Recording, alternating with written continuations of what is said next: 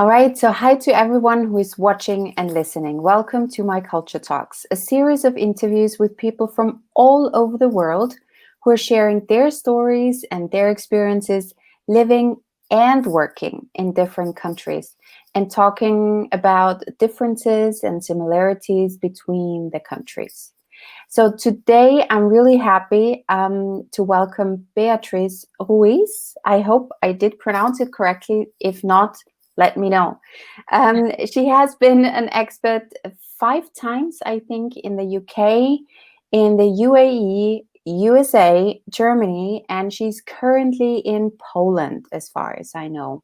She has 15 plus years of global experience in people and operations, including learning and development and DEI, diversity, equity, inclusion. And she is the founder of Trampoline Global Consulting and the so-called InspirationCafe, which we will be talking about a bit later on. So thank you for taking the time today. Thank you, Martina. Happy to be here. So Beatrice, can you tell me a little bit more about yourself, your career, and what you really focus on most in your job? Well, so thinking briefly about myself, I'm from Spain, and actually I started my career there, where I was actually working in the financial industry. I was an audit director for around 5 or 6 years, and then when the financial crisis hit in 2008, I got this amazing and also scary opportunity to move to the Middle East as a consultant within human resources. So it was my first opportunity to work fully in people operations. And it was also my first time like really working in diversity and inclusion related projects, because even though I had been involved in that arena since I was very little, but that was, let's say, my first international professional assignment related to that. And from that moment, I've been really jumping from the Middle East to, as you said, to Germany, the UK. I moved to the US to study my MBA.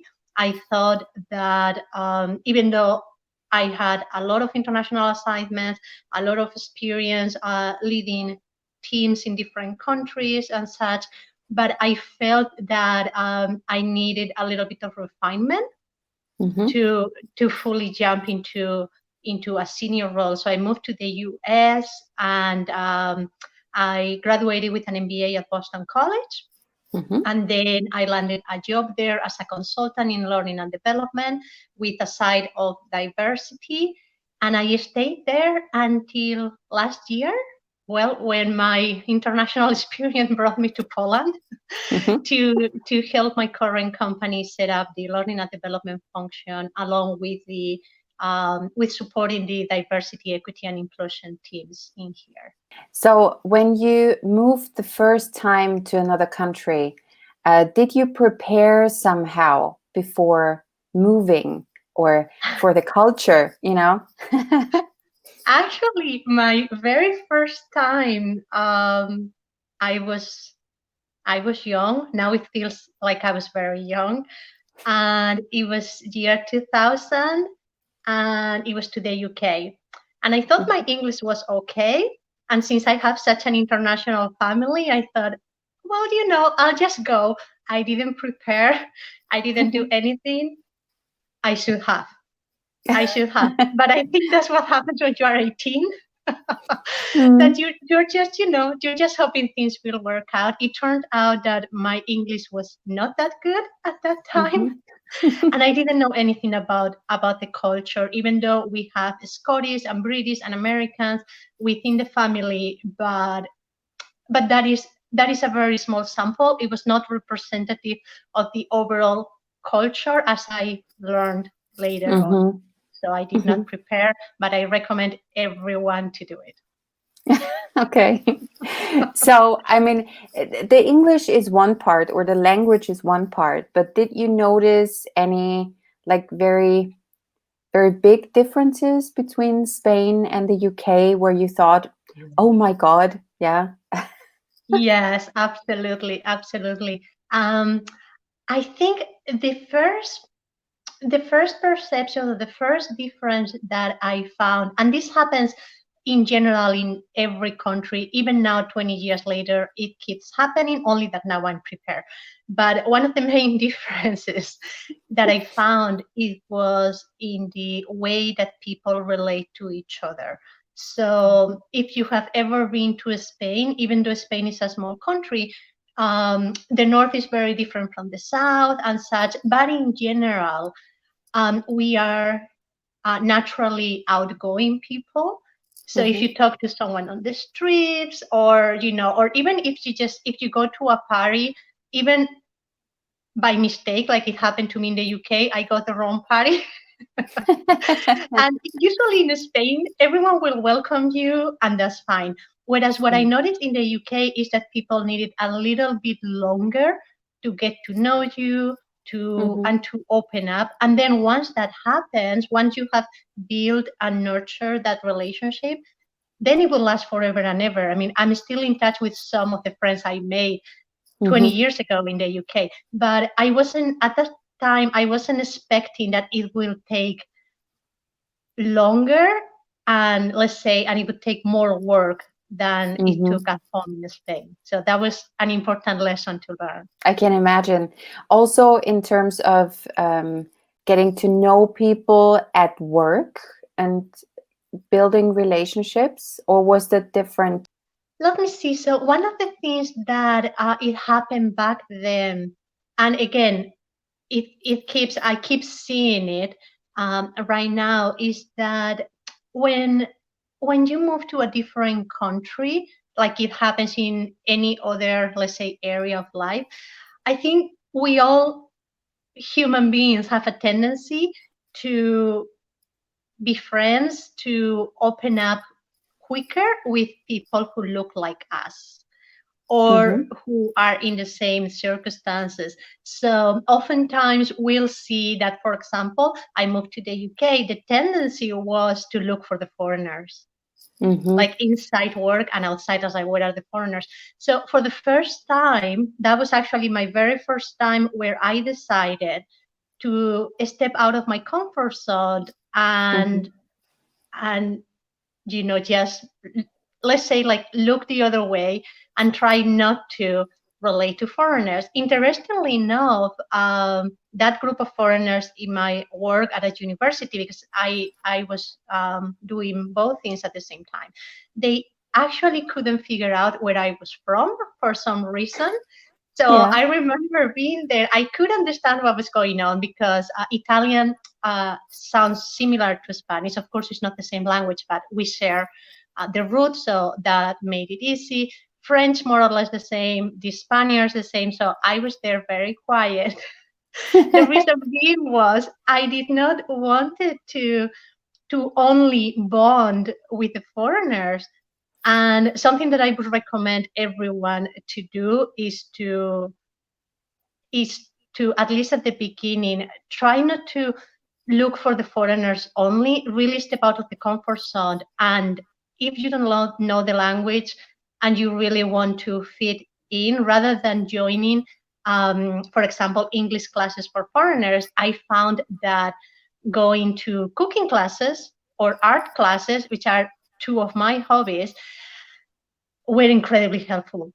I had Mm-hmm. a very hard time because I couldn't understand anything that was going on, but everyone was local, and I was no longer seen as just a foreigner. I was someone in the class who was sharing a hobby with them, Mm-hmm. and I was also making an effort to learn the language. And even on those classes, for example, in cooking classes, obviously I was learning to cook what is important to them.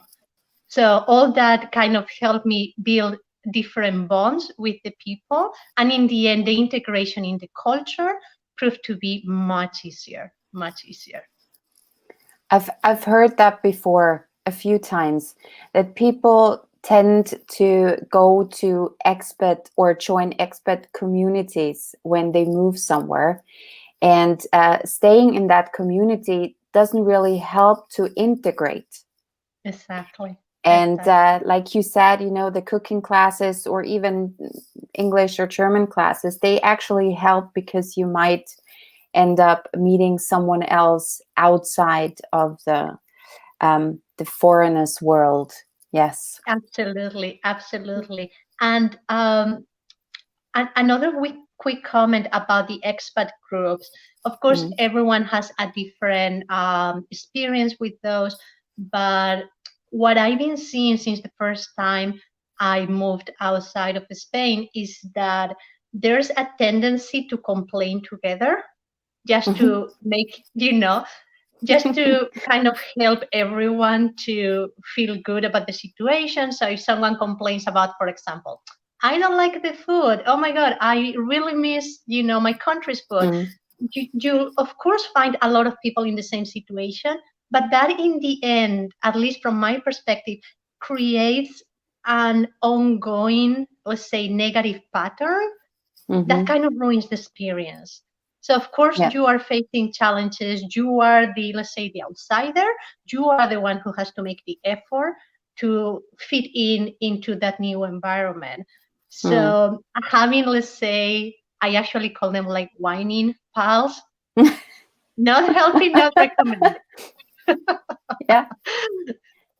Yeah, it's not new to me. I hear that a lot also in my German classes here, Yeah. that you know, when you move somewhere and you experience a certain culture shock and you get stuck in that culture shock and you actually have someone to complain with about certain things, it Exactly. doesn't help you get out of it. So you end up staying in that culture shock and it gets even worse after a Yeah. while. And some people give up and go back because Yeah. then they Exactly. realize, no, the food is not the same and I can't find it here and the people are different and all the others say the same. So I'm going back home, and yeah, it ruins the experience on Mm-hmm. one side, and also like the option to learn something new. Exactly. Yeah. Exactly. So I think that's a pity. Yes, yes, Yeah. absolutely, absolutely. And it is true that there are always times where, depending on the country, but there are always going to be times where you have to learn to be with yourself. But honestly, that is a great opportunity as well. Really. Mm. I mean, having that time for yourself, even if at the beginning it feels uncomfortable or overwhelming, but I personally think that is worth it to learn Mm. to be by yourself and comfortable with who you are. But I guess it also depends on what culture you come from. I mean, you mentioned in the beginning that coming from Spain, you're quite open, you know, to people and that you start talking. If you're from a culture or your personality is not like that, I think it's harder, yeah, Yeah. to integrate and to just open up and go to a cooking class on your own where you don't speak the language. I think it's very brave to do that, you know, just go out Mm. there and leave your comfort zone, like you said. Yeah. Agreed. But now that you mentioned your cooking and your hobby, I know that you're a passionate cook and baker. And when I read that, I thought I might ask you, from all the destinations you've been to, what is your favorite food? Like all the countries and cultures. That is actually such a difficult question to answer because I love eating. I Mhm. really do. So when I travel, even just for fun, the way I travel is usually, I love visiting places, but I basically walk around trying cafes and restaurants. Mhm. So, and I actually used to write a blog where I would share all the feedback from the places and the food and everything. And a few years ago, I started buying, like as a souvenir, buying a cookbook, like a local cookbook. Mm-hmm. And then at home, I would cook the entire thing. And because there are so many memories related to Mm-hmm. each recipe and everything, I find it incredibly difficult to pick one. I have a tendency to I have a tendency to cook more Mediterranean, even Arabic Mm-hmm. um, food. It depends on the time of the year, but if I look at what I have been cooking in the past 3 months, for example, I see I have a tendency to Mm-hmm. all those Mediterranean flavors and smells and everything. I mean, you live currently in Poland. Have you tried some Polish dishes? Yes. And Yes. in fact, I am planning the Christmas menu for this year to be at least half Polish. Huh. You can Yeah. imagine the challenge.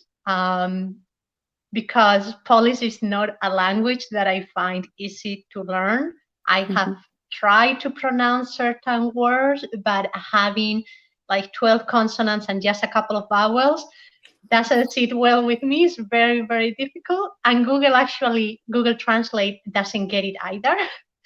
So I have a couple of friends that help me from time to time find ingredients and such. But yes, I have actually tried a lot of restaurants and cafes here in Poland before we started the lockdown. And now I'm learning to cook some of their traditional recipes for Christmas. I will Mm-hmm. let you know how that goes.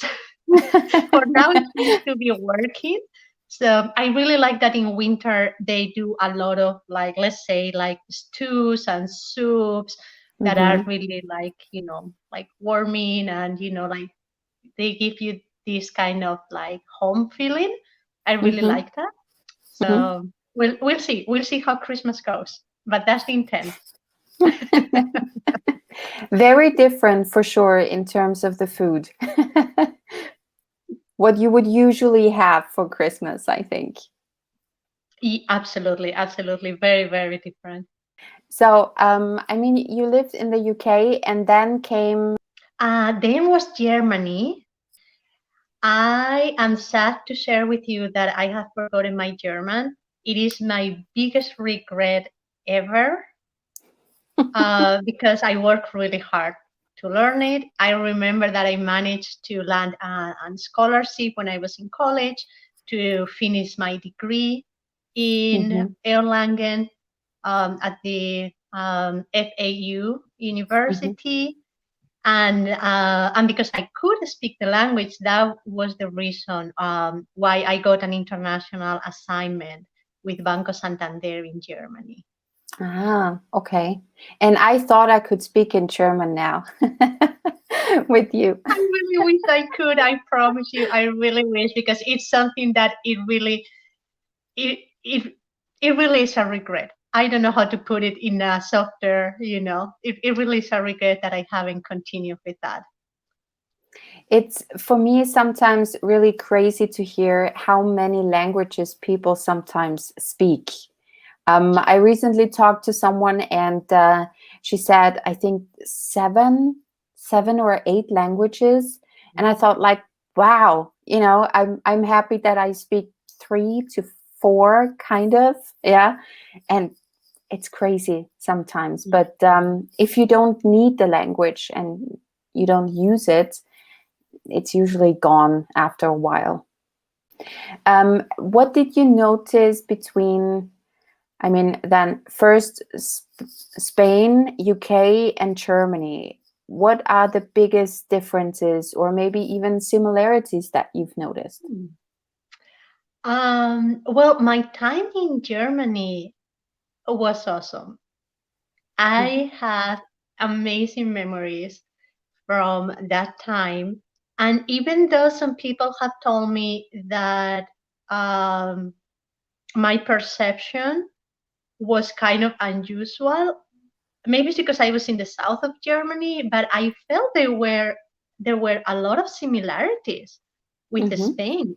in the way they relate to people. Maybe I just happen to be in a very open, friendly place, but I remember traveling around. I was based outside Munich, and I remember traveling to Berlin and to Stuttgart and other places around. Everyone was so open and outgoing, and I remember there was a certain, let's say, night culture. So I remember going dancing and such, which is a big part of the Spanish culture as well. As you know by now, I didn't have any problem with the food. I loved absolutely everything, no matter how different. So if I have to think of differences, I would say that, at least in my own experience, I needed longer to integrate in the UK that I did in Germany, and in that respect, I found Germany to be more similar to Spain, if that makes sense. It's always interesting to hear, because I listen to different stories of different expats, and they have all kinds of experiences, and they say, based on where they come from. I also heard that Germany is very closed up, and it's very difficult to build a relationship. So I think it's just interesting to hear how diverse it actually is. Absolutely. One thing, though, that I have found in the past, and I think is applicable still today, is that the experience when you are an expat depends a lot on yourself. It really depends a lot on where you are at that moment, and how you're doing, let's say, with yourself. So if you are at a good place, and even if uncomfortable, because it doesn't matter how many times you do it, you still have to step out of your comfort zone and make an effort. So it doesn't, it's not that because you've been an expert 1,000 times, then it doesn't require any effort. I feel that it's always going to require effort. But if you move somewhere, let's say Germany, with an open mind, and you really are willing to to integrate yourself into the culture, to learn the language, you don't need to be bilingual to find people willing to be your friend. You just need to make an effort. So it really, I really feel that it depends on each person. And as you said, your, let's say, native culture plays a big role, but also you as an individual can prepare yourself. Even in your own country, you can find different activities or people. You can set small goals for yourself that help you push yourself out of your comfort zone. So when these big challenges come along, you're kind of already, on the move. So, and the experience is much, much better. Definitely. Yeah, I can only agree. And when you moved to Germany, did you do the same in terms of getting to know the locals? Also, some cooking classes? So, in the case of Germany, so I was taking courses at university. So I remember that I was doing translation and interpretation. So I took a few courses, and they involved the three languages, so German, English, and Spanish. So that helped me a lot meeting people. And since the town where I was living revolved around university, enrolling myself in a few courses did the trick in terms of, kind of speeding up the integration. And that time I didn't take any cooking classes, but I went dancing a lot, to my surprise, because I wasn't expecting it. German women dance very well every Latino dance style. Like all my life, I thought, oh my God, Spaniards are just so good with music because you kind of grew up in that environment. And then I moved to Germany and all my dancing skills were completely shameful in comparison. I was like, oh my God, I have no idea what I'm doing. Look at all these people, like they do it so well.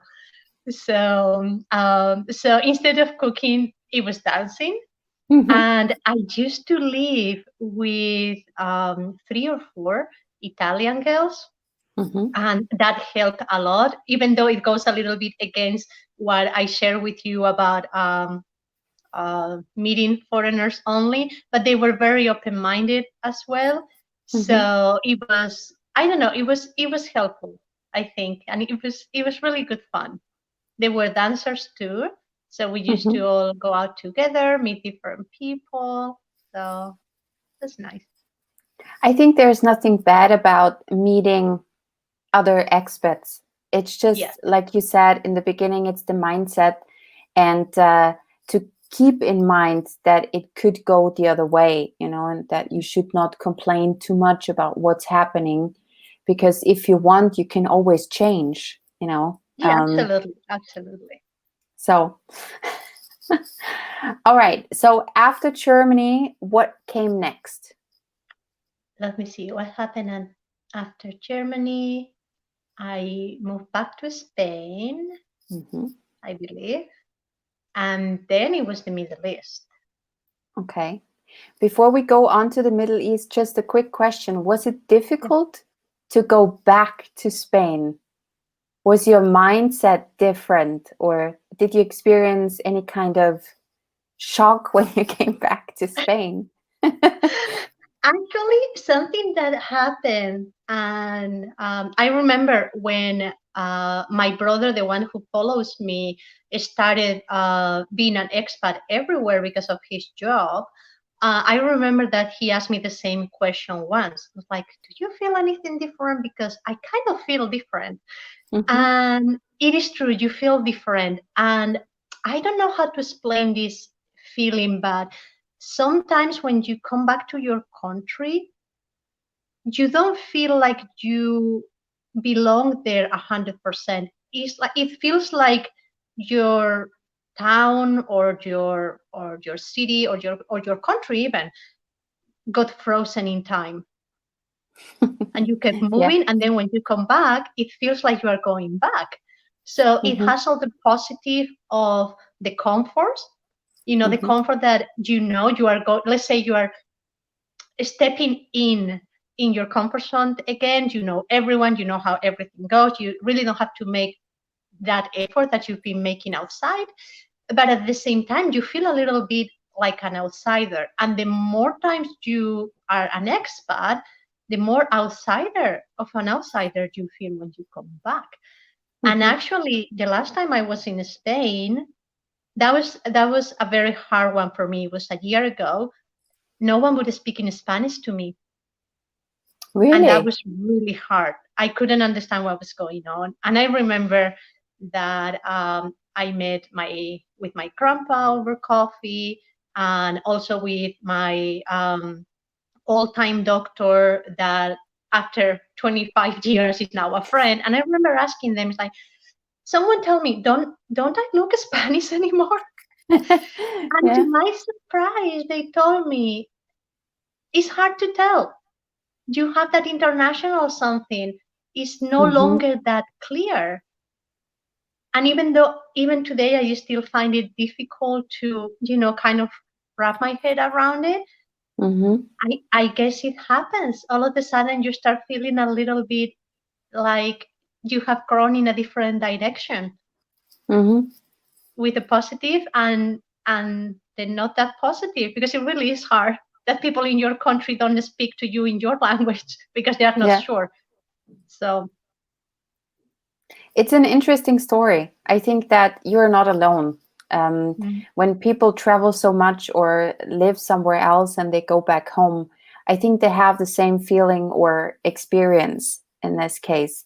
And I mean, I lived in the States for a while, and coming back from the States, it was also very difficult or different, let's say, because I also had the feeling that nothing changed at home, but I did. Exactly, Like exactly. my personality changed so much, and it wasn't that they were speaking not German to me. That was not the case, but Hmm. I wasn't that long gone.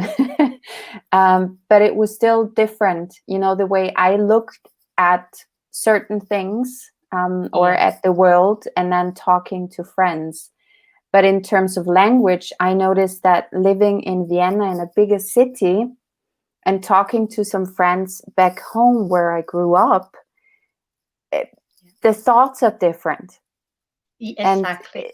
yeah, and it just feels different when I talk to them. They don't have the Yes, same experience.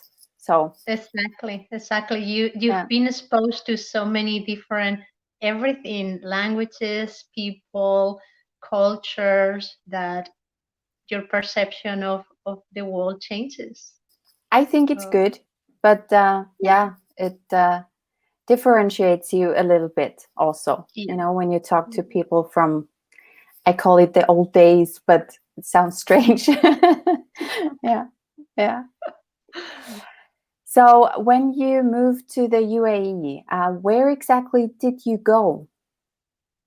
So the assignment was in Dubai, and I'm realizing that I have very good memories everywhere.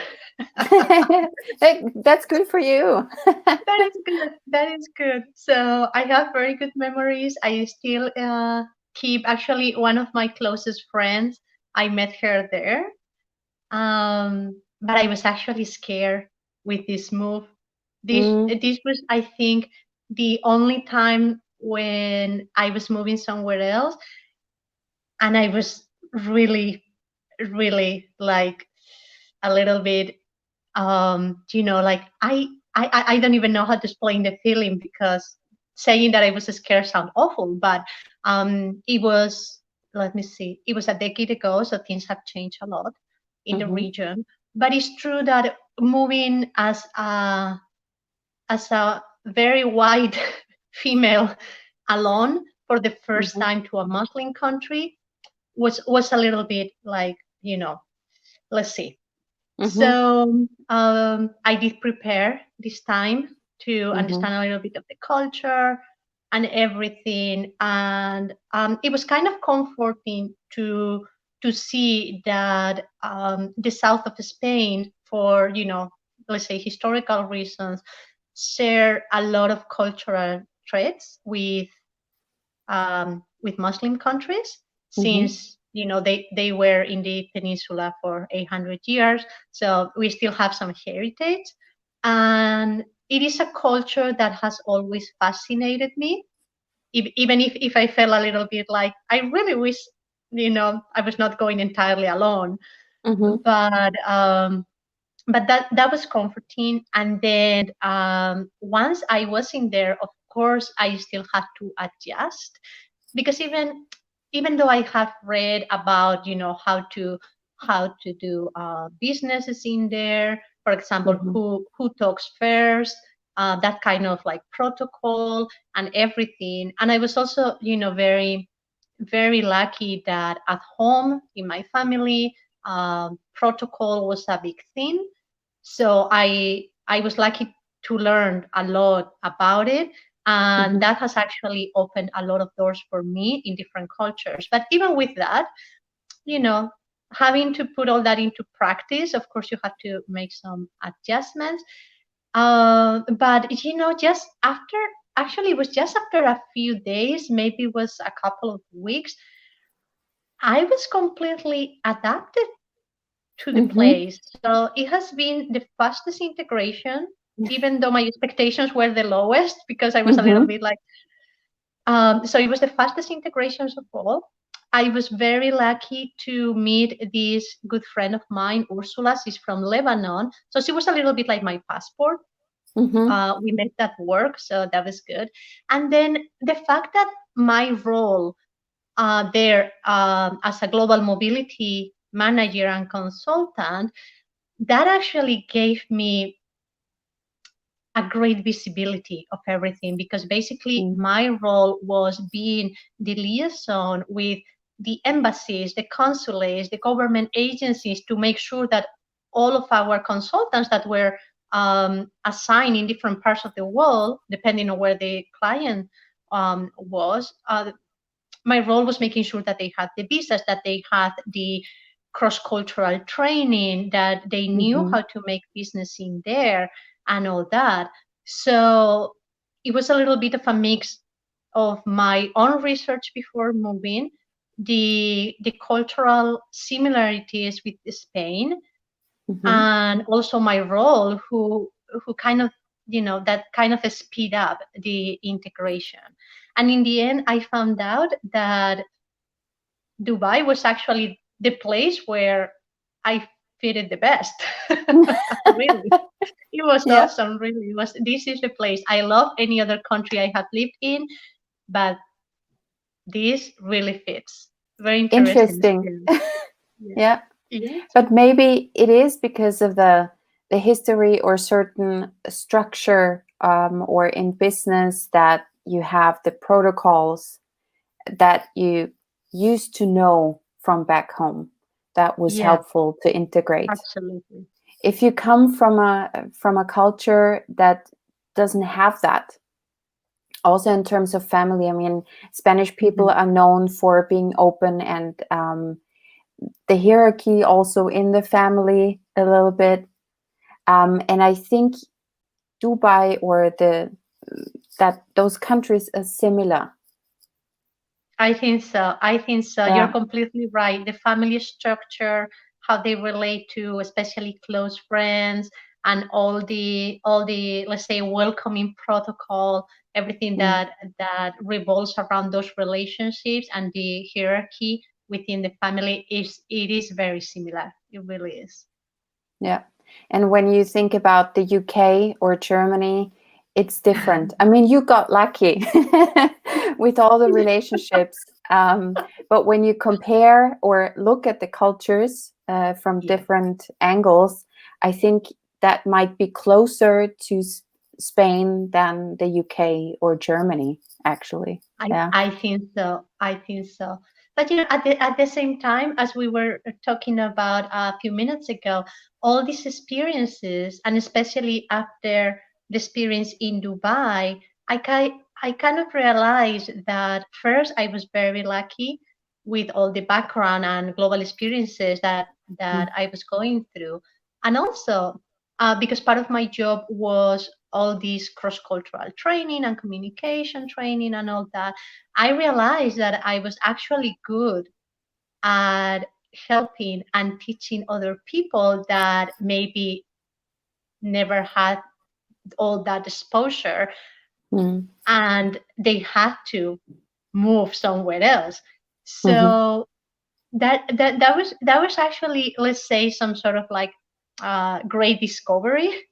Mm-hmm. That sometimes, even in the, not only in the personal but also in the professional life, sometimes you reach a point where you're like, like, I really would love to find that something that makes me unique, that gift that I have to help others. And I realized that teaching, training, helping other people in everything related to other cultures, communication with other cultures, and as you mentioned at the beginning, diversity and inclusion, that was Mm. actually my thing. Mm-hmm. So I'm very thankful that light popped into my head at Yeah. that time. That was, Oh, that's good. yeah. Yeah. So right now you are in Poland. Yeah. I know why you are in Poland, and that you currently can't go anywhere else. So, but how do you find life in Poland for you? Easy? I wouldn't say easy is the word. Mm-hmm. No, no, no. No. No, Okay. no. Poland is not easy, but I have to say it really is a beautiful country. Mm-hmm. It really is a very pretty country. Um, I have visited different towns in here. I'm currently in Krakow today, and you can, it is a place where you can, let's say, feel the history just walking around. And I know that happens in general in Europe, but it's true that Poland feels like I don't know, it really feels like it's stopped in time.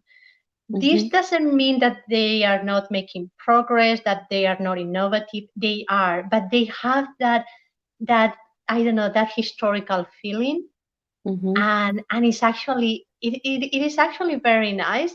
It's also challenging for the language, for example. It's not intuitive. It's an Slavic language. I have never had experience in any other country with a Slavic language, so that makes it very difficult. In general, I see that, for example, now that we are all in lockdown, if you want to do, like, I don't know, your grocery shopping online, it's not in English anywhere. And I know it sounds like silly, but that makes the day-to-day challenging, like accessing services like, like medical services, food, and things like that. They are improving a lot, and more people speak English. But it is true that it's easier to find people who would understand, for example, Russian, or or Czech, or any other language from the countries that border with Poland, rather than English. So it has taken me a little while to reduce the time that I put, for example, in doing my online grocery shopping. The first time was 6 hours. I have reduced it to 1. So I'm very proud of that. So it is not easy, but at the same time, if, like in any other country, if you put the effort to understand how their train of thought and where they are coming from, it is easier to connect with people. It is still, in that respect, it is still, I will say, one of the most challenging countries I've been. Okay. I am hopeful, though, that I will start harvesting, soon. Also, the pandemic hasn't helped, of course, because now we are all in lockdown without, being able to relate to each other. Yeah. But in any case, if you have never been here, I really recommend it. It really is a beautiful country. It really is. I've never been there, to be honest, even though it's quite close, Yeah. to Austria, and I've never been there. Yeah. So I should put that on my list, on my travel list. Absolutely. Maybe. Absolutely. Yeah. All right. So one more question. What I actually mentioned in the beginning was your Inspiration Cafe. So what can you tell the listeners about the Inspiration Cafe? Well, I created Inspiration Cafe a few months ago between the 2 lockdowns. And Inspiration Cafe is safe space where I bring together small groups of leaders from different industries and different companies to actually learn and talk about diversity and inclusion practices, since that is a hot topic, and since you and I have been talking today about the, let's say, all the gains and benefits that having these global experiences give you, having all this exposure has helping me seeing the world in a different place. I wanted to share that with other people that are working very hard on implementing diversity, equity, and inclusion initiatives. And, no one was born knowing it all. So that is why I bring them all together. We usually share business challenges that we might have or something. So everyone can brainstorm and share what they are doing, how they are solving it. And when I say that it's a safe space, I say this because I really mean it. Mean it every time I open a cafe, which happens once a month, usually the third week of every month. And I usually remind everyone attending that the reason why we get together in this Inspiration Cafe is because since we are leading this diversity and inclusion revolution, we don't need to know everything, but it is good if we go a step ahead. So for everyone who is following us, so we can help them.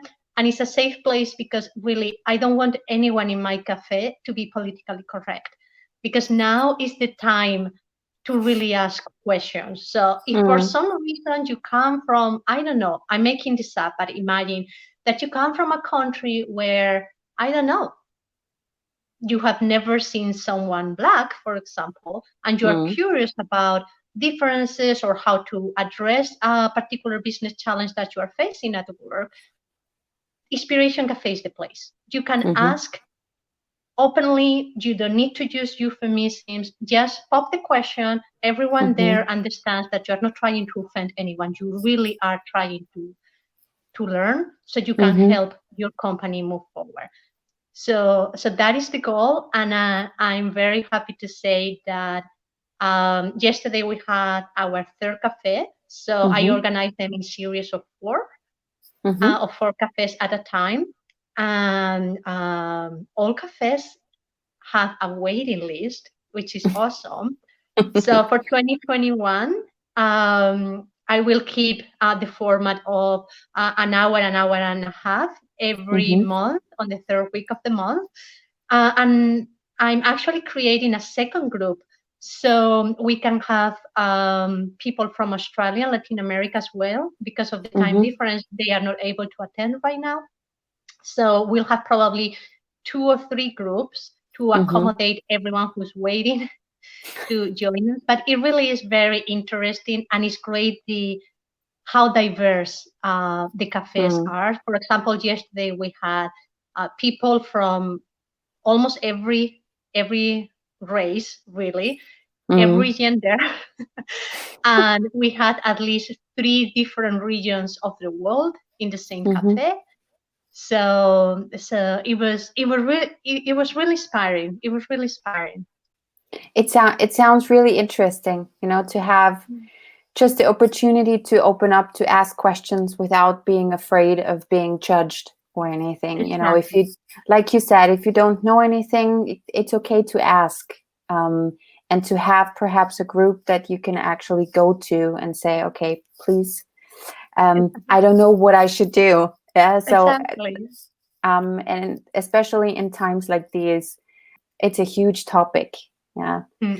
Diversity, culture, everything together, people connecting via Zoom, video, whatever, doesn't actually help. It makes it even more difficult. Yeah, absolutely. And even for big companies or global companies, when they look at their diversity and inclusion strategy, while there are certain goals that as a company you want to achieve, but it is true that we cannot forget about the local input, because sometimes, for example, something that makes sense in the US might be a complete nonsense for India, for example. Sometimes there's even a motivational thing in there, something that maybe for in a country that is already diverse in terms of, for example, race, because like the US, you've been there, it really is a very diverse country already. So